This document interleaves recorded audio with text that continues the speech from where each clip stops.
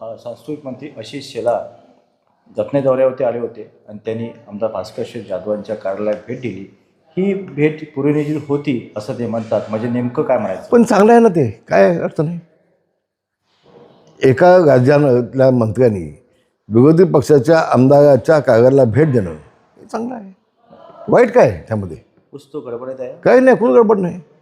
तुम्हाला एक आठवण करून देतो, मी ज्यावेळेला आमदार होतो आणि विजयसिंह मोहिते पाटील ज्यावेळेला मंत्री म्हणून चिपळूण आले होते, तेव्हा चिपळूणमधून जेवायला ते माझ्या घरी आले होते जामग्याला. तर प्रत्येक वेळेला भास्कर जाधवांना कावेळणीच बघणं हे पण योग्य नाही ना. नाही पण भाई, आपण त्यांनी बोलवलं असेल, बाबा तुम्ही बाजूला येतात माझ्या कार्यालयात या, आले की रे. मी तर म्हणतो आशिष शेलार यांचा मोठेपणा आहे. मला जातो आशिष शेलार यांना मी धन्यवाद देईन की पक्ष डोळ्यासमोर न पाहता एक लोकप्रतिनिधी म्हणून त्यांनी भेट दिली. आशिष शेलारांचं कौतुक. भाई तुम्ही इतके वर्ष खूप काय त्यांच्या मनात जी काय इच्छा असेल ती पूर्ण व्हावी.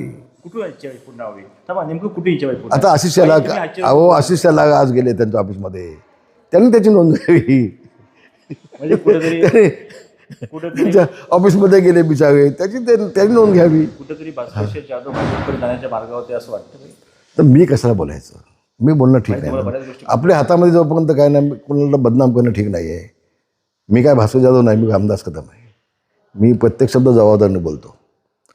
पण एवढं निश्चितपणे भास्करजी मोठी स्वप्न बघतायत, ते साकार होत नाही बिचाराची स्वप्न. तेव्हा आता स्वतः मंत्री महोदय भाजपचं गेल्यानंतर काय फरक पडतो काय बघू आता पुढे भविष्यामध्ये. आगे आगे देखो होता है क्या देखेंगे.